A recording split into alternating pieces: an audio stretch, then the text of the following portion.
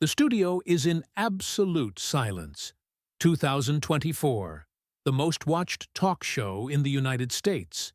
Stephen Curry, 36 years old, sitting comfortably in the chair. But there's something different today. A tension in the air that nobody can name. A tension that seems to physically weigh upon the environment. The interviewer, James Wilson, a veteran who has already conversed with hundreds of athletes, politicians, celebrities of all types, feels that something important, something really important, is about to happen. He can feel it in the way Stephen positions himself, in the way his jaw moves slightly, in his eyes that seem to carry the weight of a decision already made. There are millions of people watching at this exact moment. At home, in offices, during work breaks, everyone feeling that tension too, even if they don't understand why. Stephen, we need to talk about Aisha. The words come out calm, direct, without unnecessary drama. But they carry the weight of a question that the entire internet wants answered. Curry doesn't look away. There isn't the usual diplomatic smile that athletes use in routine interviews. This is a different moment. Yes, we need to. And honestly, James, I'm grateful that you're bringing this up so directly. For years you've defended your wife publicly, James begins, choosing his words carefully as well. But there are narratives circulating about her on the internet. Some people question your relationship. They say she seeks attention. They say she sacrificed her career for personal ambition. That maybe she's just taking advantage of your fame. And the truth is that many people, perhaps most people, have never heard what you really said about her. The complete words, without media filter. So let me ask directly, what's the truth? Who is Ayesha Curry, in your view? The silence that follows is electric. Cameras focused. Audience holding their breath. Because this is the question. The debate that has divided social networks for years. The question that people ask in the comments, in the DMs, in basketball fan groups scattered throughout the entire world. This is the moment everyone has been waiting for. Curry takes a deep breath. You can see that he's processing, that he's deciding exactly how to approach this. His fingers drum lightly on the arm of the chair, a single sign of something moving inside him. Before I answer that properly, Curry finally says, his voice lower now, more controlled. I need to tell a story I've kept for 7 years, a story I've never told completely to anyone outside my family. And what I'm going to say will surprise many people. It will probably surprise you too, James. Maybe even Aisha, when she watches this. James leans forward. The audience leans forward too. Those who are watching at home move closer to their screens. This definitely wasn't in the script that was shared with the production team. Because the truth? Curry continues, and there's something in his voice now that's different. It's not anger. It's not aggression. It's clarity. It's someone who has finally reached the point where the words need to come out. It's that I always knew exactly what people thought of her. I read the comments. I saw the tweets. I knew the narratives. And for years, I let that affect me. I let it hurt me. Because the woman I love was being attacked every day by people who never knew her. He pauses. You can see the emotion passing across his face. But then I had a very specific moment with Aisha, Stephen continues, a private moment that was absolutely transformative, a moment that completely changed how I see all of this, how I see the situation, how I see my role, how I see my responsibility to defend the truth. When was that? James asks. A few years ago, Stephen responds, and for a long time, I kept that moment just for us. because it was private. It was his. But it reached a point where I realized that staying silent would be worse than speaking, because silence, in this case, would be complicity. James waits. Everyone is waiting. And today, Stephen says, looking straight at the camera, no longer just at James, but at millions of people on the other side. I'm going to tell that moment, complete, as it really happened, every word, every feeling, because she deserves to have her truth heard. Not the version that the internet created, not the version that was filtered by the EE commentators. Her truth, my truth about her. There's a story that begins long before the spotlights, long before the fame, long before anyone knew the name Ayesha Curry. A story that nobody talks about because nobody knows. A story that reveals more about who she really is than any amount of superficial analysis could ever reveal. Charlotte, North Carolina, 2010. A young couple. He had just been drafted by the NBA, had just received the call that meant his dreams, those dreams that began when he was a child watching Michael Jordan on television, were beginning to become real. She was in Los Angeles, in her rented apartment, doing small roles, constantly auditioning, living that life of waiting that all actors in Hollywood know. A life of hope, of possibility, of maybe one day. And then she received the phone call. That phone call that would change everything. When we moved to Oakland, Stephen explains in the interview, his voice carrying the weight of memory, Aisha had just turned down a role in a TV movie. She had gotten it. Finally. You know what it's like for actors in Hollywood. They spend years waiting, and this opportunity came. And she turned it down to be with me. James asks, she turned it down? She turned it down, Stephen confirms, to be with me while I was absolutely nobody. A basketball player that nobody knew, with a history of ankle injuries, with a completely uncertain future. And she left Los Angeles, left that opportunity, left her Hollywood dreams to be by my side while I chased my dream. Absolutely nobody. That's the key. In 2011, when they married, Stephen was earning only $3 million per year. It wasn't the kind of money that sounds abundant to actors in Hollywood. He wasn't a multimillionaire. He wasn't famous. There was no guarantee whatsoever that he would be successful. There was only promise. There was only love. There was only faith in someone who might never fulfill what that faith demanded. I was a common basketball player, Stephen continues, with a history of injuries. Nobody knew if I would really manage to become an all-star, much less a superstar. And her? She left everything for the maybe, for the complete risk that everything I was trying could collapse. In 2012, Riley was born. Aisha was 23 years old. Mother, wife, homemaker. While her partner traveled for games, while he pursued his dream through difficult seasons, injuries, failures, victories, while he struggled in the early NBA years trying to prove that he deserved to be there.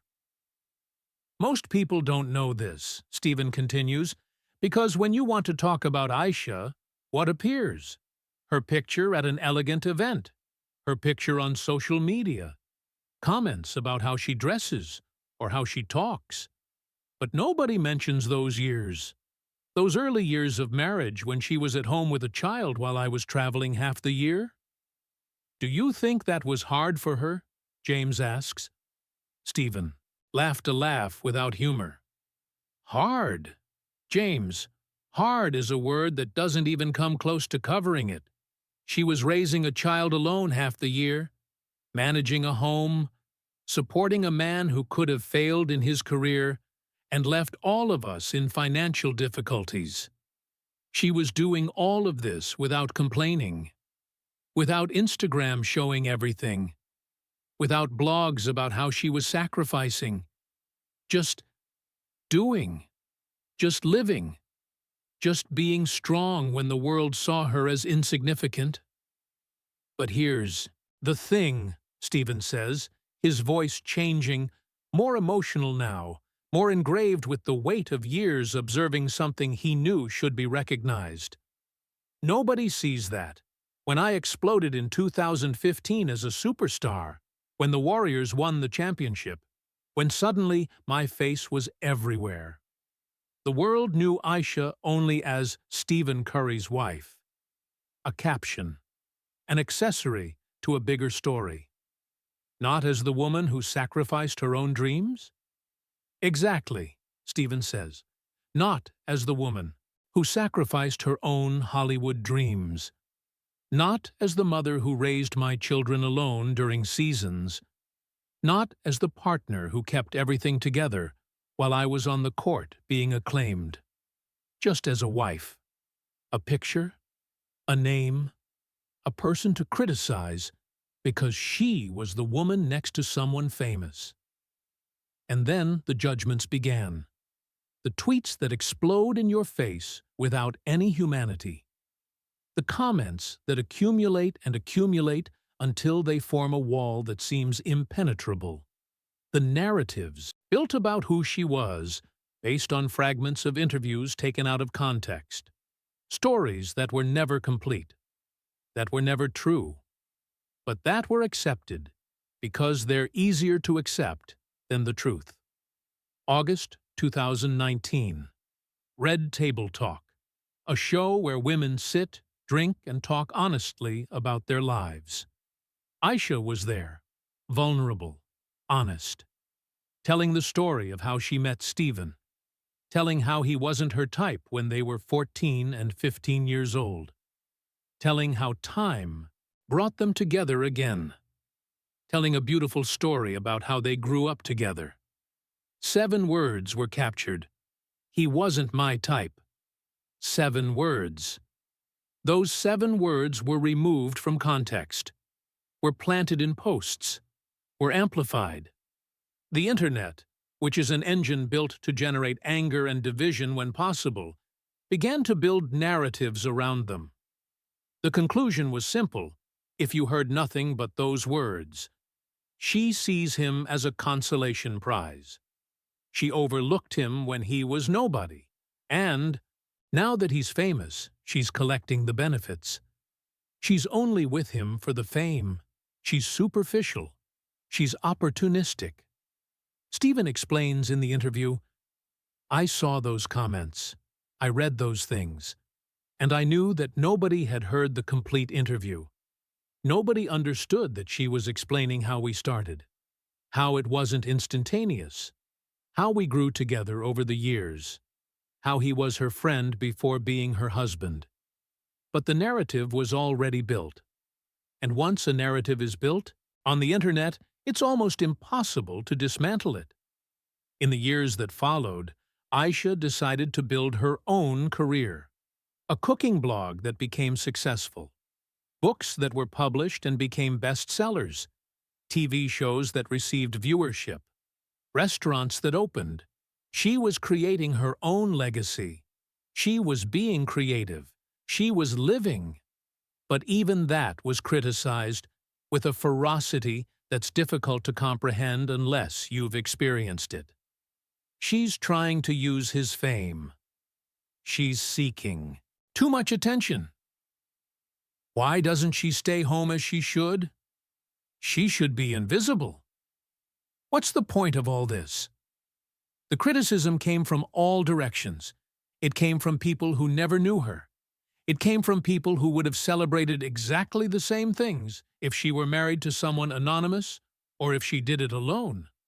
But because she was married to Stephen Curry, everything she did was seen through the lens of taking advantage. That destroyed me, Stephen admits now, because the woman I loved was being destroyed by people who never knew her. And I knew the truth. I knew who she really was. but nobody listened to me.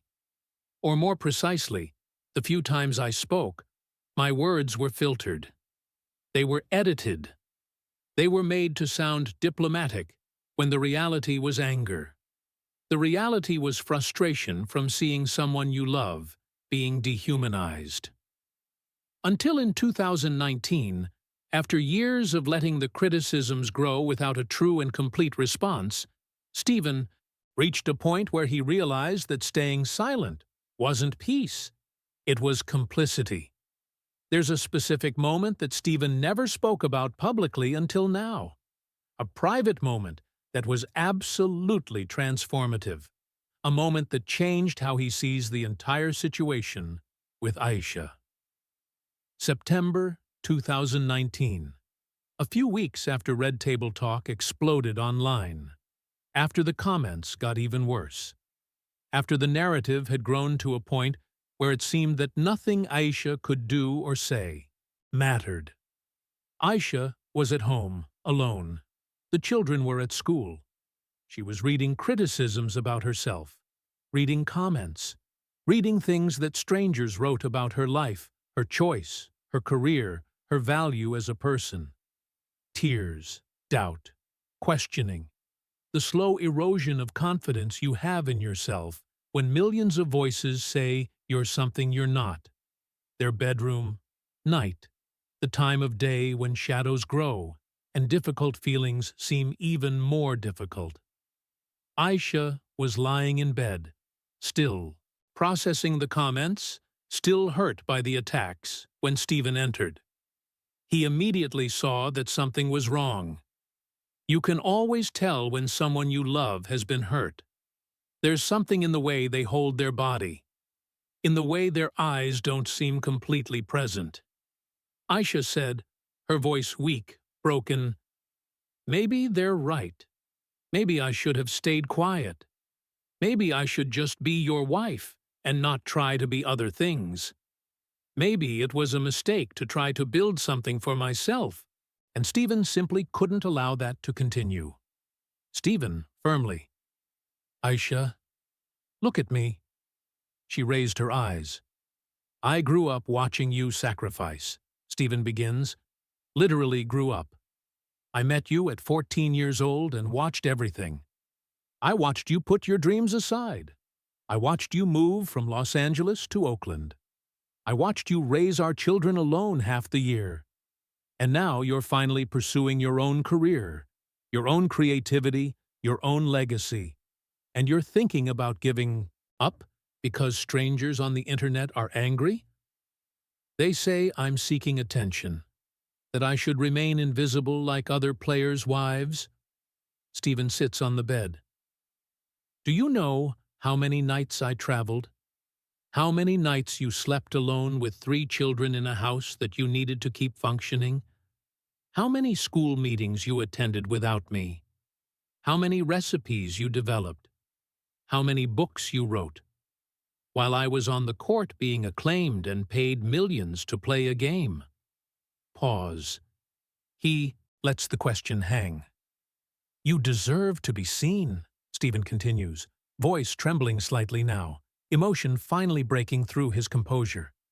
"You deserve to be seen not as my wife, as yourself, Aisha, the extraordinary woman you are, the creator, the mother, the wife, the woman who has her own dreams and deserved to achieve them." "But—" "There's no but," Stephen interrupts, and there's power in his voice now. Not anger, but power, conviction. And anyone who doesn't see that, anyone who criticizes you for being successful, I don't care. You're extraordinary. And you deserve to have someone saying this a long time ago. In that moment, something changed.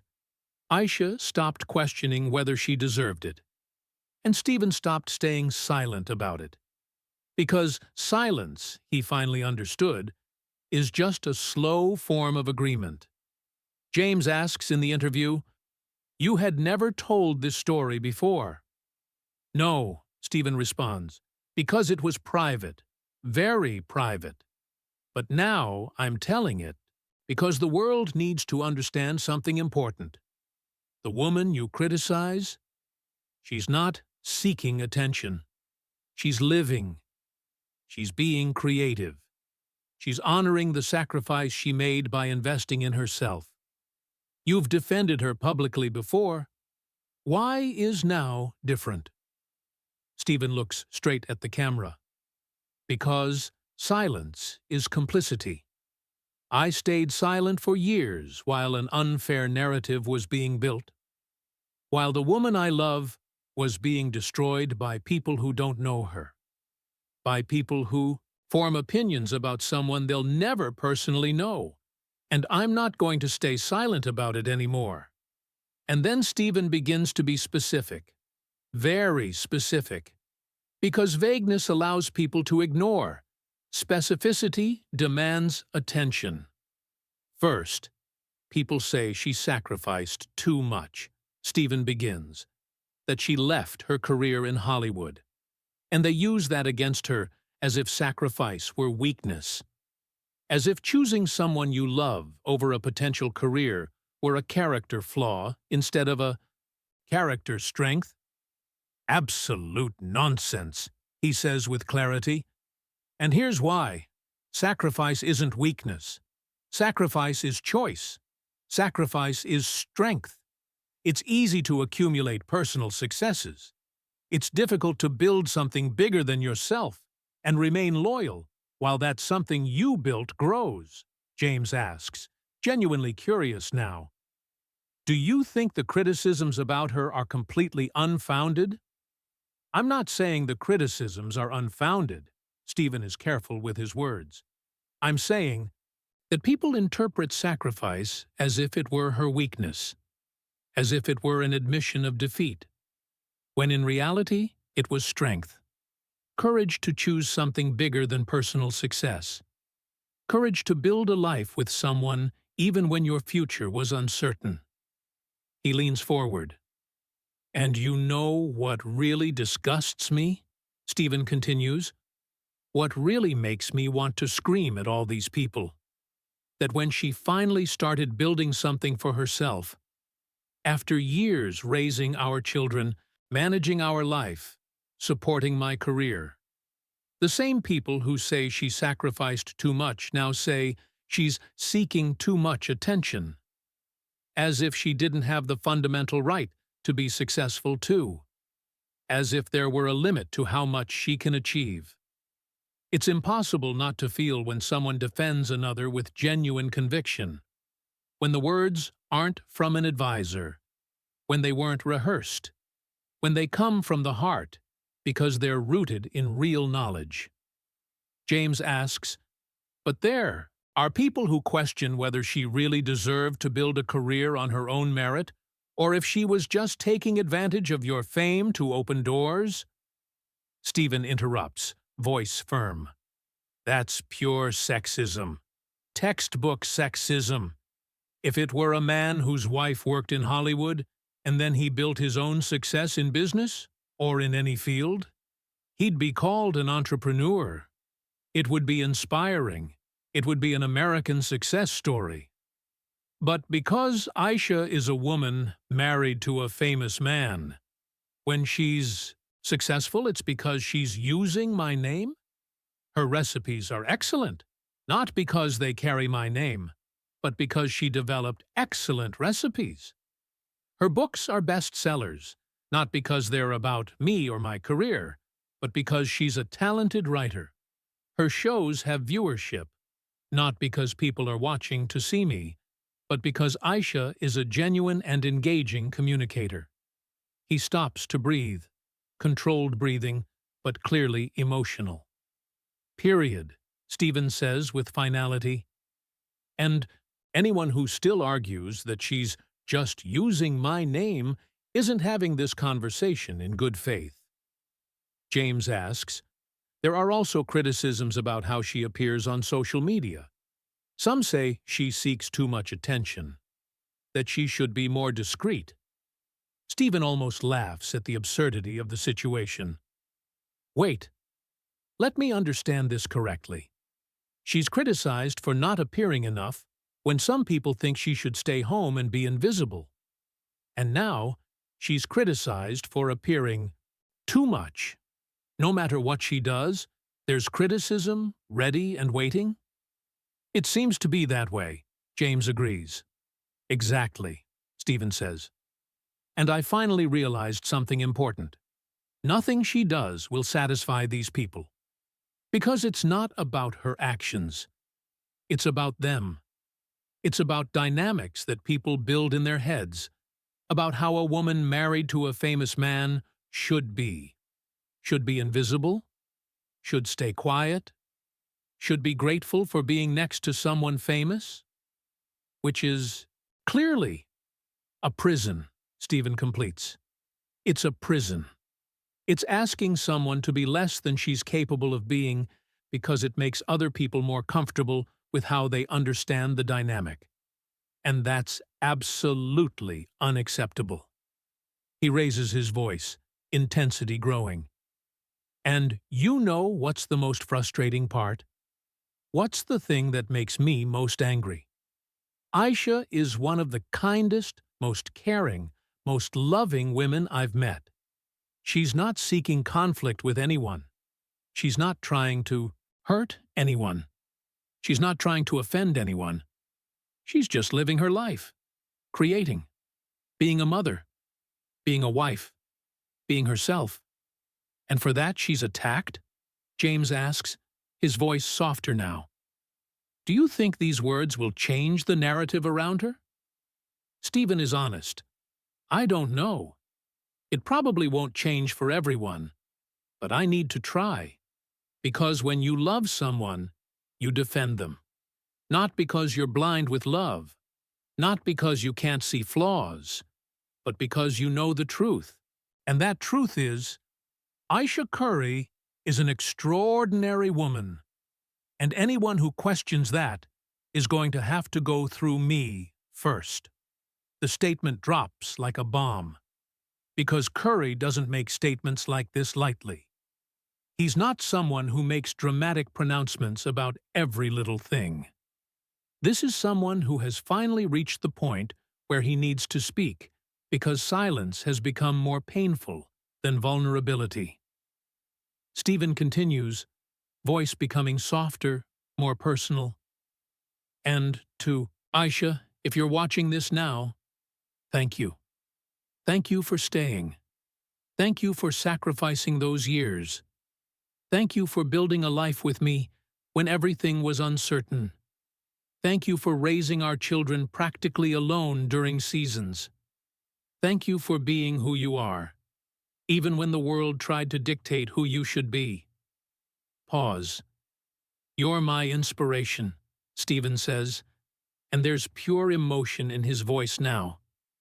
Every day, you inspire me to be better, to be more understanding, to be more protective of those I love. And those people who criticize? They don't understand anything about strength. They don't understand anything about resilience. They don't understand anything about grace. Because you have all those things in abundance. The clip of the interview goes viral instantly. Within 2 hours, 10 million views. Within 12 hours, 50 million. Headlines begin to appear everywhere. Stephen Curry defends Aisha with pure passion. Anyone who questions her will have to go through me first. Curry admits he stayed silent too long. Silence is complicity. The defense the world needed to hear. Stephen speaks about Aisha's sacrifice and strength. The internet debate explodes, but something different is happening this time. Instead of men defending Curry and attacking Aisha, instead of creating more division, there's reflection, there's genuine reaction. Because when someone you respect defends another person with such passion, when you see someone you admire saying you're wrong about her, it makes you stop and reconsider. Tweets begin to circulate. I was one of those who criticized Aisha. After watching this interview, I realized I was propagating hate about someone I don't know. Stephen is absolutely right. Sorry to Aisha for being unfair. Women should have complete freedom to build their own careers. Period. If you criticize Aisha for that, you're sexist. No nuance. Finally, a man with a platform using it to defend the woman he loves. This is what should be normalized in every relationship. This made me reconsider how many women I've criticized for being next to famous men, as if being a woman in a relationship meant you have to disappear. Aisha is at home when she sees the interview. Alone. The children are at school. She plays the clip. And as she hears Stephen speak, really speak, completely, honestly, defend, validate, she cries, not from sadness, from liberation, from years of feeling like she needed to prove her worth while the world criticized the gradual dissolution of that need. Years of, maybe they're right, finally dissolving. She calls Stephen immediately. Aisha, voice trembling, "You did this?" Stephen, "I did, because you deserved it. You made me cry." "Good cry?" Aisha, laughing while crying, "Best cry of my life." They talk for almost 2 hours. Details remain private, but both emerge from that conversation transformed.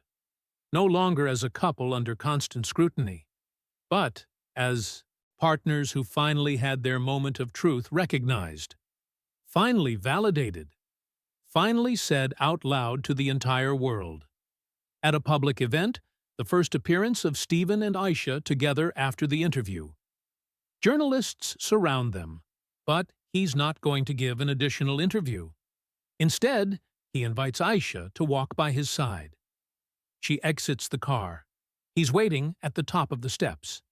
And in front of everyone, before cameras, Stephen embraces Aisha. Not a performative handshake.